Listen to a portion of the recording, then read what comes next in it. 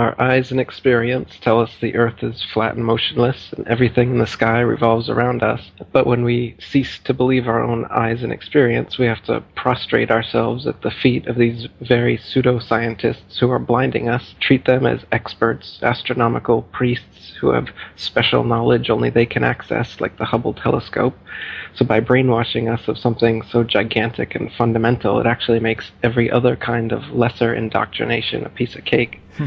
Earth being the flat, fixed center of the universe around which everything in the heavens revolves gives a special importance and significance not only to Earth, but to us humans, the most intelligent among the intelligent designers' designs.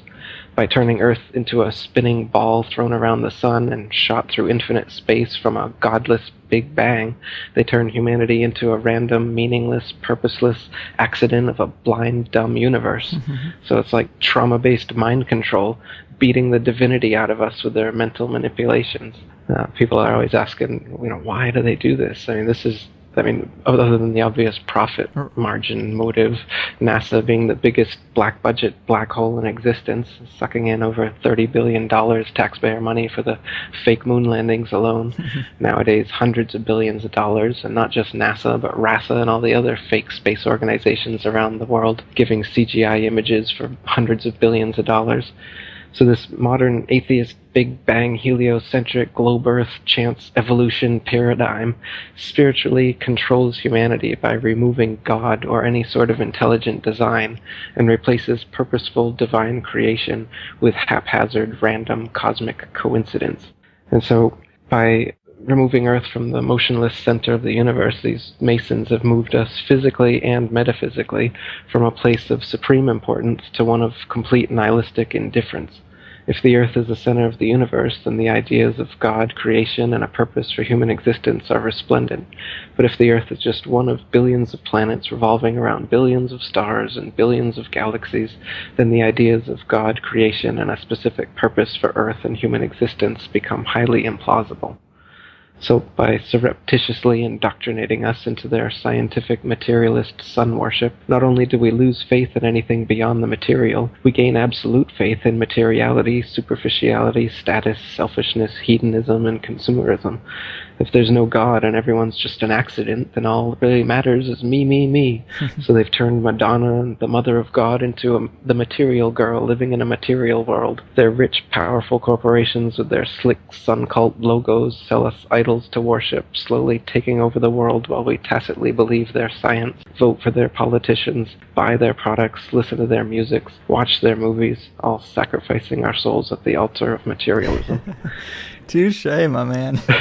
It's a big deception. I'd say it's the biggest cover-up and conspiracy in history. We've been completely deluded for 500 years. Not everybody, but nowadays it's pretty well advanced. Yeah. Most of the flat Earth material you'll find still in existence is from the 1800s, and there was quite a debate going on then. So there's still quite a few people unconvinced of the spinning ball theory back then. But nowadays with NASA and all the photo and videos that they give us, people don't really look at too much further for evidence, as they assume that that's all real.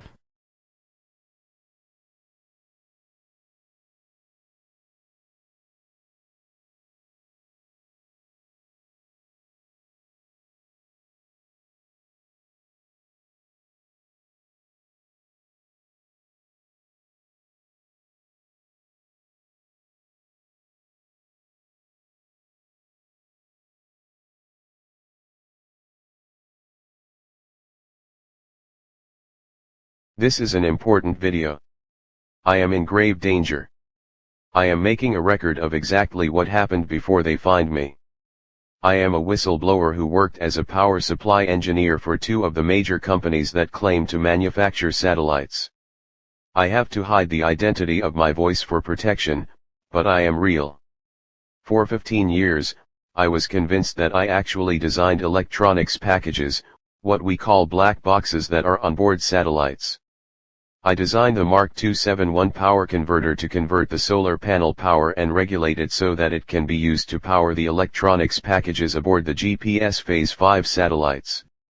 I also was told I was designing power converters for the Motorola Iridium Class 9A satellites. Then in 2006 I worked for a company in Las Vegas, designing the electronics for the upgraded military smart bombs called JDAM that are guided by GPS. You can Google that if you want to know more. I began to suspect there was something fishy about every company I worked for when on September 17 of 2007 I was pulled aside by an engineer that worked for the Air Force and was the engineering supervisor for the contract. He offered to take me to the Trump Casino that weekend and we could have a few drinks and said we needed to talk privately about the contract. I was in charge of prototyping the electronics and guidance system at the time. I wasn't married and I had the entire weekend free, so I said, why not? I didn't even put it together that he had paid rooms at the Trump Casino. Why that particular casino? At least not until Trump ran for president this year. I knew that he actually knew Trump and sometimes played golf with him. I agreed to talk.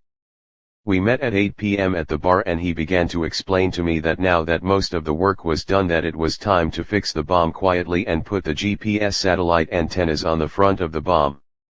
I asked him what he was talking about.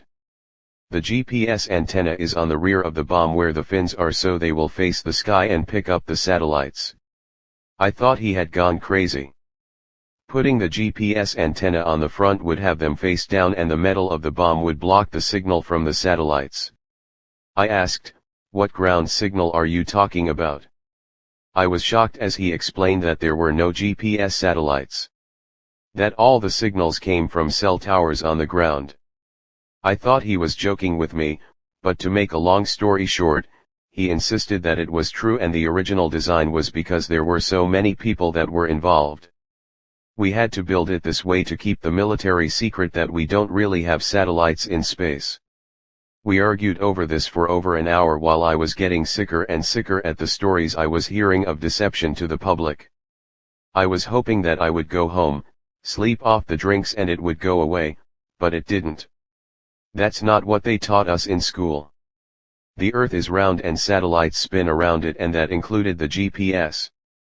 Why did they let us get so far into the contract before we were told? I would later find out that everything we did was to hide the military secrets. They know all engineers are told that GPS is from comparing the timing of spread spectrum pseudo-random and encrypted code streams from satellites to calculate a position. I had to go back and I was allowed only one engineer who had worked for us longer than I have, to change the antennas. We had to leave the little white plastic antenna on the back behind the fins so that the soldiers would think it was real. We were ordered to hide the GPS ground antennas in the nose of the bomb where the fusing mechanism resides and it was to be sealed in that unit with the primary explosive so it couldn't be opened. He told me of other things, that I intend to expose to the world at a later time.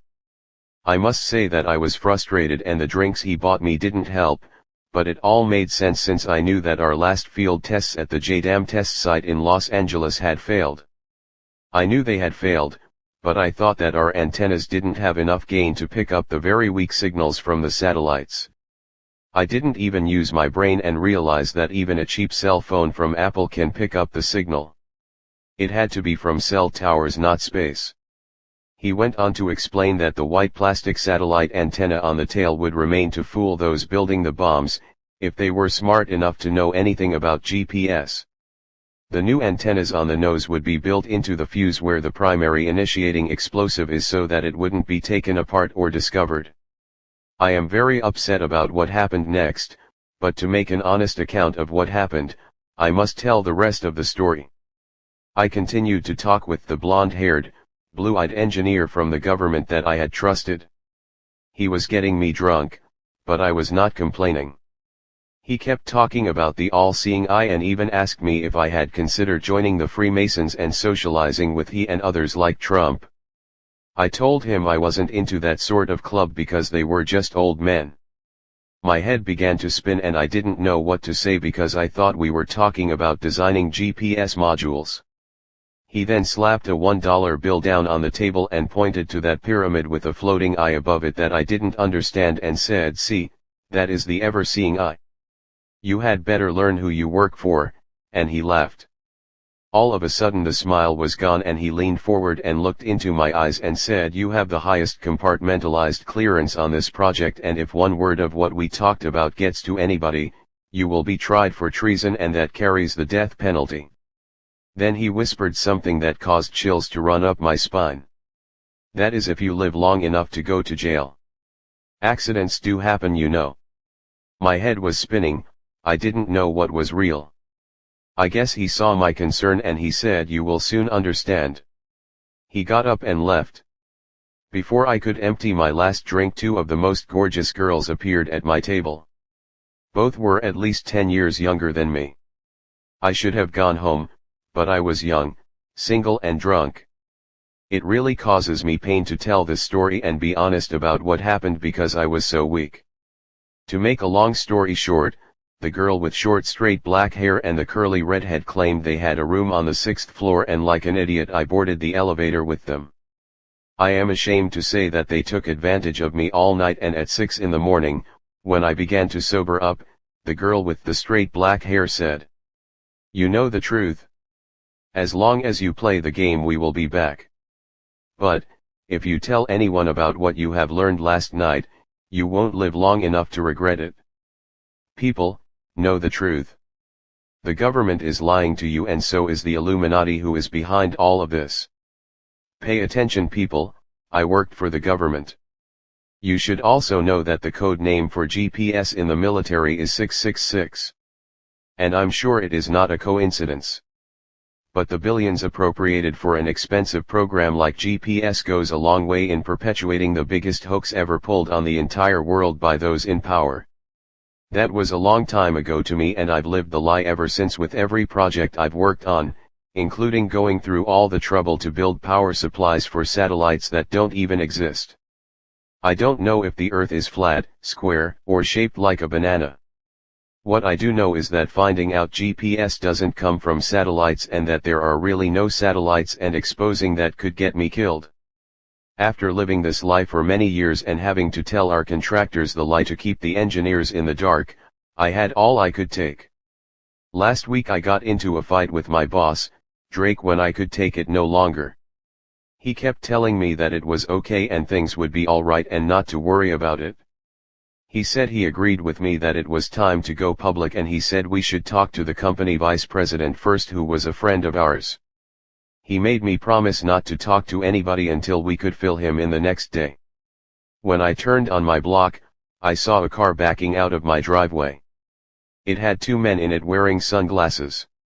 They were going really fast. I thought they were just using my driveway to turn around. When I got to the house, I unlocked the front door and went inside and was going to turn my alarm system off. I used a professional alarm system because I often have classified drawings and documents in my house. When I entered the hidden closet where it is located, I found that it was already turned off.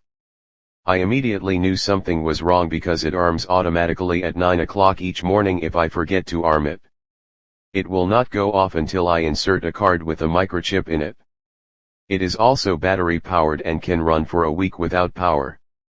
I immediately knew something was wrong. The first thing I did was call security at the plant because we have to notify them first when there is a break-in, even at our house, because of the confidential government material. I talked to a man named Larry who is the nighttime security manager.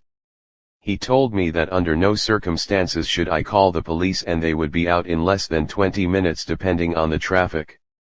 These are not nighttime watchmen.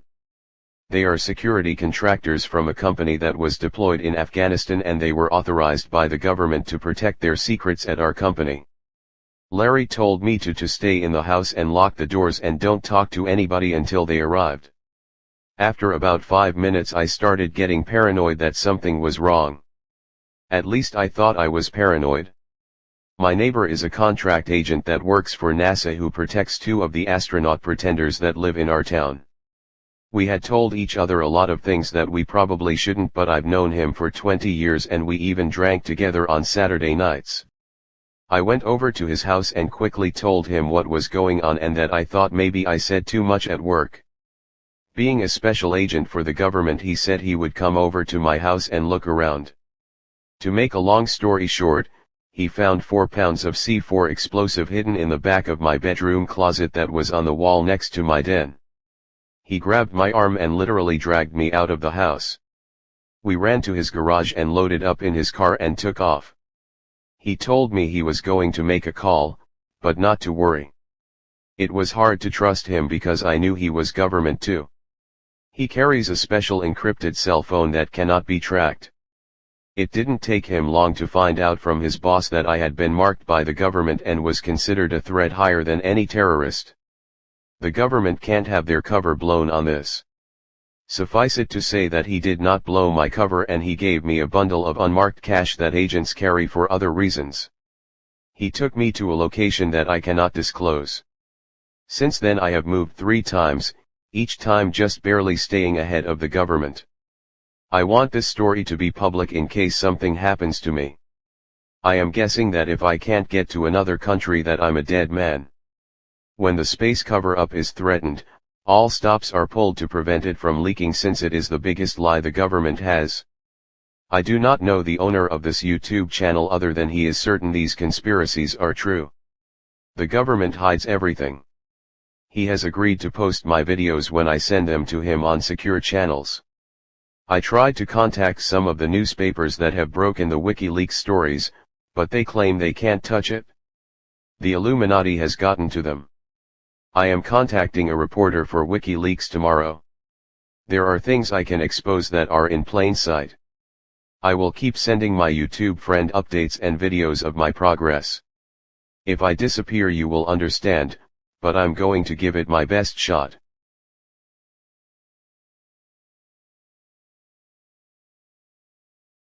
This is my second video after almost getting killed for whistleblowing. You can watch my first video for more information about my situation. A lot has happened since the last video was made. I finally made it to a place which should be safe for a while. I am staying in a nice cabin with snow-covered mountains and a bright warm fire in the fireplace. There are certain theories put forth by the flat earth community to explain certain things. Some are close, but many miss the mark in explaining how the global earth delusion is made. Over the next few weeks, I want to provide some of the inside evidence before something happens to me. This week, I want to go into a very non-technical discussion of satellites, what they are, and how they work in a flat earth model. Before I start, I want you to know that I have been in contact with both WikiLeaks and the Guardian newspaper concerning the release of absolute proof that I have managed to obtain. Both have expressed their great concern about leaking this information. Their experts are looking into the risk involved. I hope things work out, but we must remain aware that there are people on the inside of every industry that will do what they can to stop exposure of their world. This information is very dangerous for me because a lot of people will be exposed. One thing to consider is the economic impact that exposure to all of the deception will cause. I have considered this, and the exposure of the lies is more important than the short-term effects. As I said, I want to begin a discussion on satellites today. There are all sorts of explanations about satellites, which has been a thorn in the side of the flat earth community. Some people might suggest they are actually balloons similar to weather balloons, or aircraft, while some say they even exist and float around above the earth. Still others claim they do not exist at all and we really get all of our satellite signals from the ground. This is another one of those illusions that is in plain sight, and I am a bit surprised at the flat earth community because they are very good at discerning the truth, but this one, I don't believe anybody has quite figured out. Satellite uplink and downlink dishes are real. The uplink beams a signal toward the sky, and the downlink receives a signal, and that signal actually comes from the sky and not the ground. Any electronic technician can tell you why a dish would have to pick up a signal from the sky, due to the way they are made, and they have to be aligned to an exact location in the sky. So, if there are no satellites, where does the signal come from? A balloon? Everybody by now should know that balloons are pushed by the winds. Satellite antennas that are used for geostationary satellites do not move. Can you imagine what a nightmare it would be to make the illusion of satellites by putting up balloon after balloon to keep at least one in front of all of the satellite dishes? Since there are supposedly a lot of satellites in geostationary orbit, the nightmare would be even worse. Another problem is that balloons big enough to carry a transponder would be like large weather balloons, which can often be seen from the ground, especially when the sun is at a low angle in the sky and lights it up. All of these balloons would be seen by someone, and they would also have to come down somewhere. No, satellites are not balloons. Nor are they aircraft. Satellites are also not floating around over the flat plane. It is really quite simple. Engineers have been able to take advantage of some very unique properties of the dome which covers the Earth. If any of you watch science fiction shows like Star Trek, there are hints into all of these things that are hidden, just like in many movies. Star Trek actually uses theoretical science to come up with its explanations and far-out technology. In one of the early Star Trek movies, when they went back to the 20th century to get an endangered whale, they needed some material to make a whale tank in the Enterprise. They visited a supplier of transparent materials, but could not find any that was strong enough. Scotty sat down at the computer and gave the man a molecular matrix that he called transparent aluminum. Transparent aluminum only exists in theory, but it is said to have unique properties. One of those properties was changing the incident angle of an electromagnetic wave from a normal reflected signal. Without getting technical, I will try to describe what I mean. When you shine a light on a window or shiny surface, the light reflects at the same angle that it arrives. In other words, a mirror placed at a 45-degree angle will bounce light in a manner that it will turn a 90-degree corner. Back during the late 50s and early 60s, scientists were probing the dome with stronger and shorter wavelength radio signals. When their technology improved, they found a strange phenomenon. When a radio signal hit the dome, it did not reflect off at the same incidence angle. The radio signal somehow excited the molecules in the dome in such a way that it appeared to retransmit the signal back at the same angle of the radio wave from the ground. This was a revolution for two different groups of people, and those at the top had a brainstorm.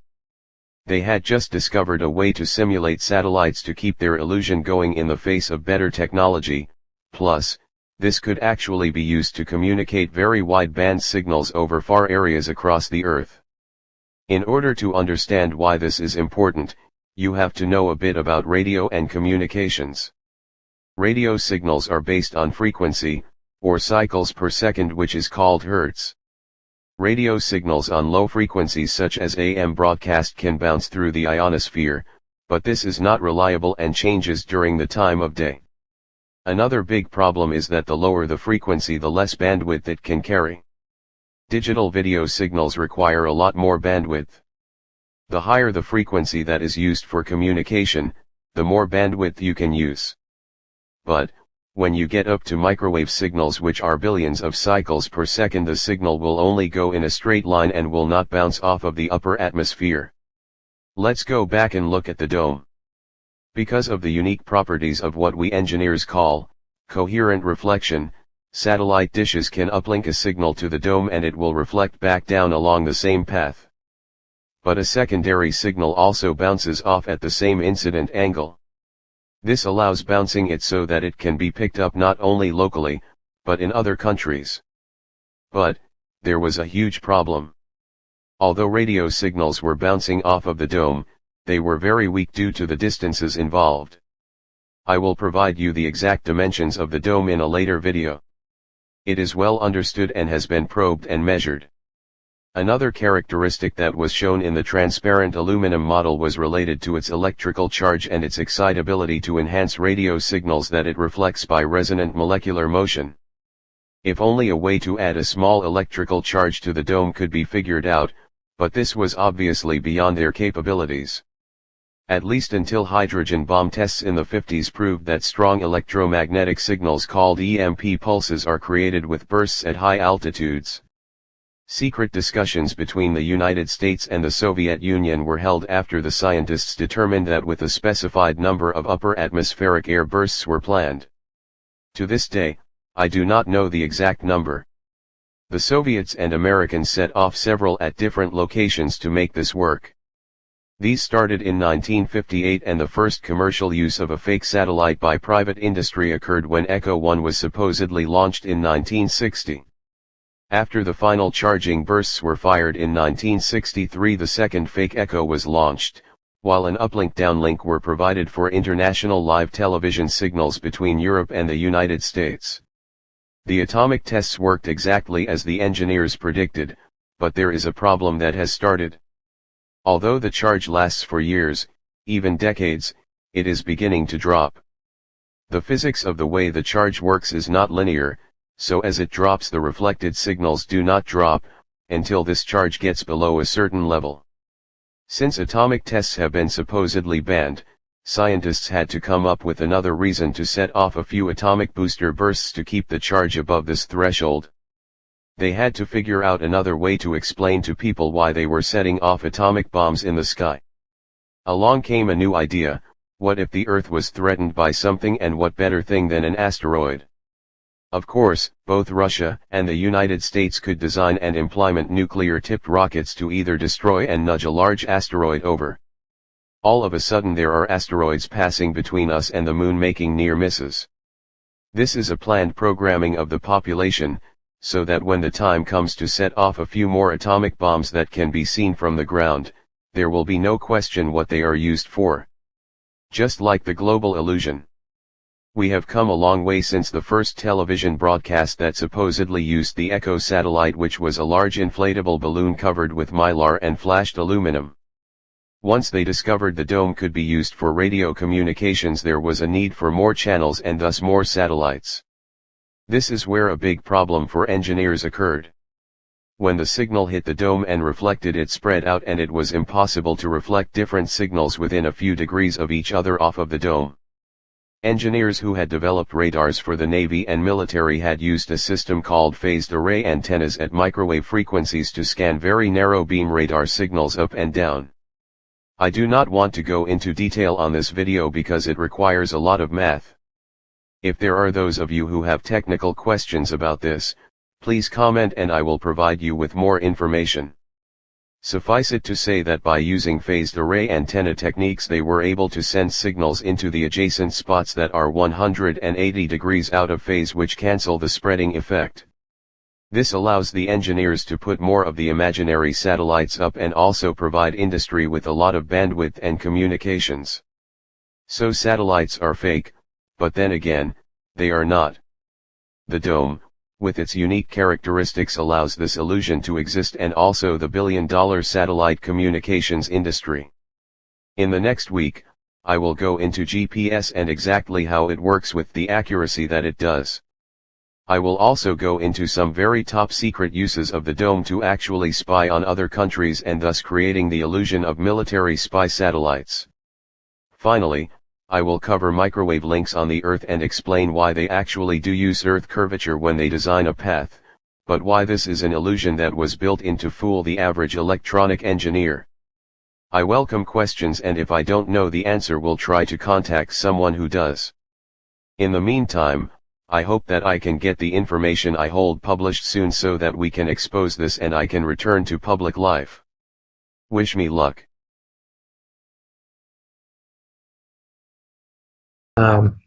And they won't talk about certain issues like the Holocaust or the Jews or Freemasons, and they try to pin it just on NASA. It's only NASA. Don't look behind NASA. The fact that it was all Freemasons who started NASA and started the whole Ball Earth deception.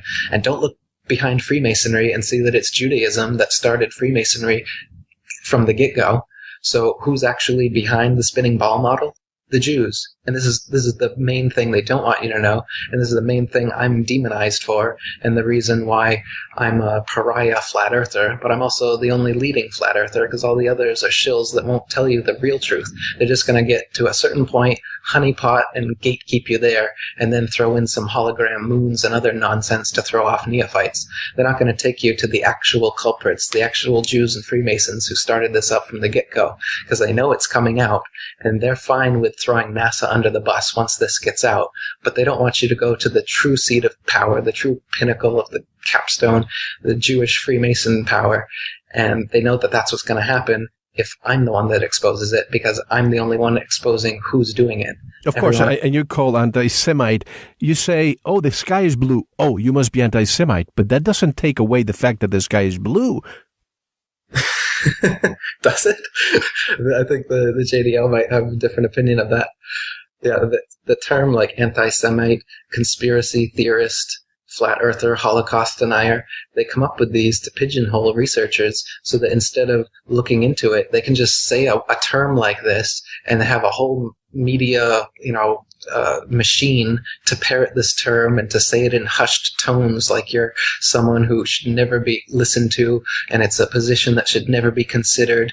And, the Jews are victims. They were, the Holocaust, everyone just don't criticize them. Okay, if you do, you're anti-Semite, right? You're not anti-Jew, you're anti-Semite, which is another, ridiculous. Then you don't like Arabs or what's the other language? The dead language, Aramaic. So you're against all of them, not just Jews. That's it. Well, anti-Jew is just to the point. Yeah. Right. They don't want you to know what's actually going on here. So they create a new label that sounds like there's something wrong with it. Sounds like you're against a race. And that's another card the Jews play, is claiming that they are a race. It's just a psychopathic tribe with an idea, a cult ideology that's existed for thousands of years, where they believe themselves to be superior to everyone outside of their religion. They claim to be God's chosen people, and that they were put here on earth to be masters, and that everyone else are just animals in human form to serve them. I mean, this is literal word for word from their holy book, saying that us goyim, as they call us, which means cattle, us cattle are only here, put in human form, to better serve them. If we were animals, we wouldn't have, opposable thumbs and all the necessary things to be good servants. Sounds crazy, but it gets even deeper than this. I mean, they talk about how if a Gentile hits a Jew, the Gentile must be killed. If you steal something from a Gentile, it can be kept. If a Jew murders a Gentile, he must be killed. But if a Gentile, the other way around, if a Jew murders a Gentile, it's God's work. It's fine. Well, when you say that they have been expelled 109 times, oh, you're an anti-Semite. Folks, once again, these are facts from the year 250 until it happened, 1948, actually. Why can't you question it? Why can't we just sit down and say, please, I have nothing against Jews because I know many of them, they're nice people. But why can't I sit down and ask why they were expelled 109 times from different locations? And they just say, oh, this is not true. I have a list right in front of me. Why is it so bad to ask the question? Right. In 18 countries in Europe, it's illegal to talk about the Holocaust. Right. You can't, they'll call it criminalized revisionism if you point out evidence of the lack of a Holocaust, the lack of gas chambers, the lack of execution orders by Hitler. If you point out these things, you will be put in prison, and many researchers and authors have been put in prison under these laws. It's the only historical event that you are legally unable to talk about. Why? Because it reveals that they are lying to you about the Holocaust, and that they are the ones that are behind everything, literally. Wars, the banking system, the mainstream media, this ball earth deception, circumcision, kosher slaughter, meat eating in general, Semitic. The entire conspiracy, as Hitler knew, is Jewish in origin. That's where it comes from. And that's why Hitler is the most demonized person in history, because when you go up against the greatest liars in history and you lose, you're going to become the most lied about man in history. And that's what's happened to Hitler. And that's why the Holocaust is not allowed to be talked about anywhere in Europe. It's illegal. And that's why they don't want you talking about those 109 countries they've been kicked out. They'll just tell you those countries were all 109 of them, they were anti-Semitic. Or they talk about the Holocaust, but they don't talk about Lenin and Trotsky, how many they killed. Of course, they don't want you to know how many people, how many Christians, how many Gentiles the Jewish Bolsheviks killed, how many tens of millions were killed by Jews. They just want you to know this fake number of 6 million Jews they claim died in the fake Holocaust, so that you'll see them as perpetual victims. And Steven Spielberg will put out a new victimhood movie for everyone to see every year, and everyone will continue believing that the Jews are the most... You mean like Schindler's List, the fictional movie? Absolutely. Exactly. People think that this is, what actually happened. I recommend people view my documentary called Adolf Hitler versus the Jew World Order.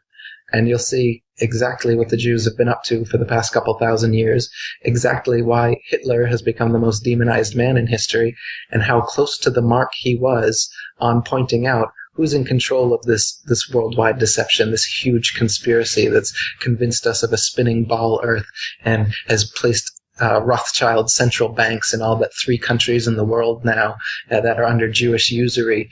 The reason that now the United Nations is taking power and we're starting to have this world Jewish government with 33 degrees of the flat Earth in their logo, this deception, it's huge. It's a huge conspiracy, multi-generational, and it's been going from the Jews through the Freemasons to NASA to, like I said, banking system, the mainstream media, Hollywood, completely created and maintained by Jews.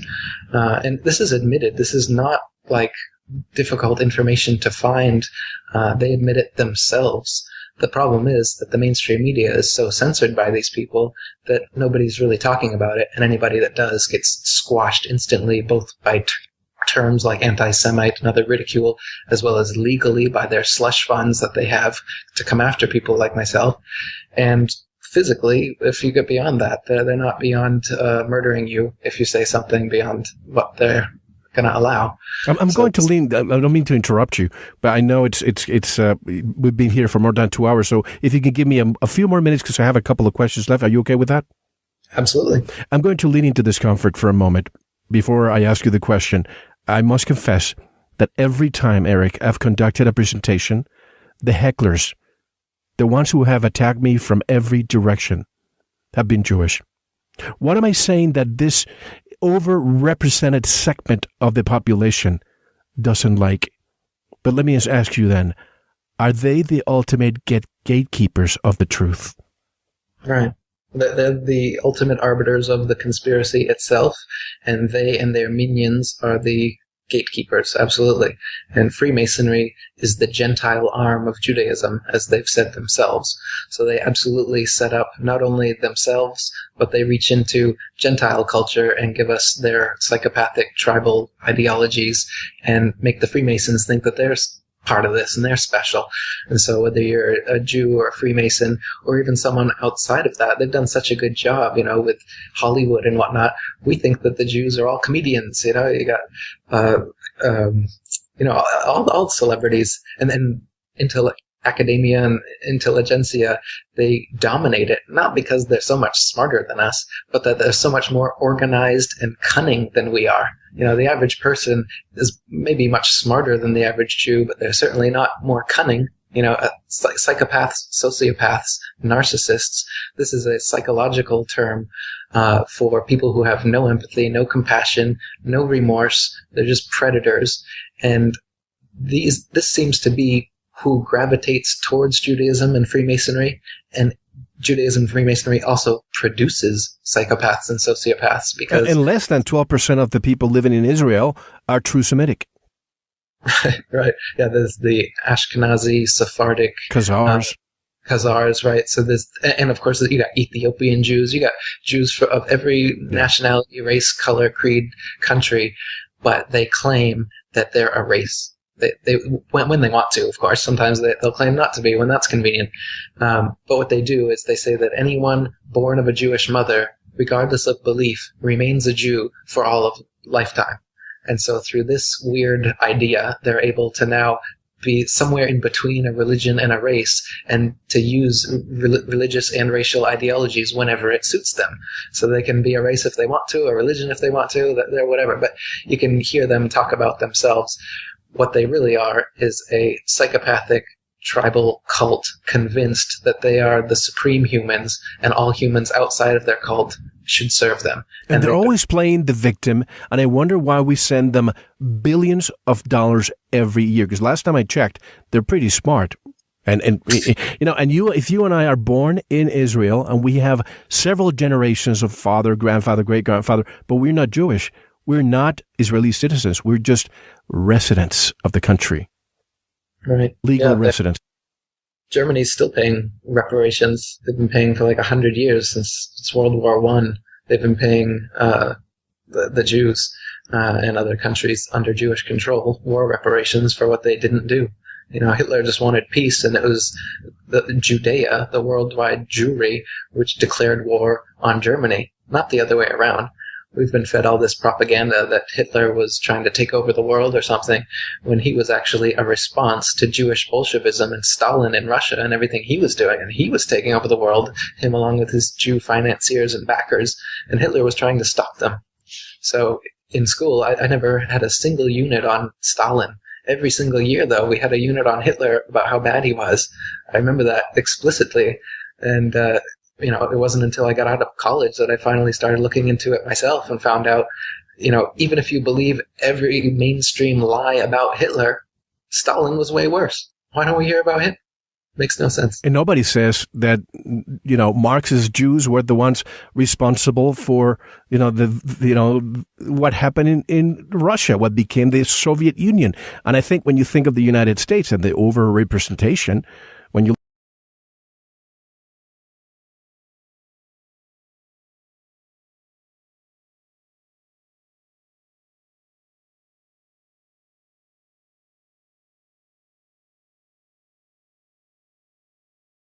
quote, 2 days prior to the enactment of the German Constitution on 23 May 1948, a secret treaty, I don't speak German, the Geheimer Staatsvertrag was signed, which gave complete Allied control over electronic and print media, film, culture, and education until the year 2099.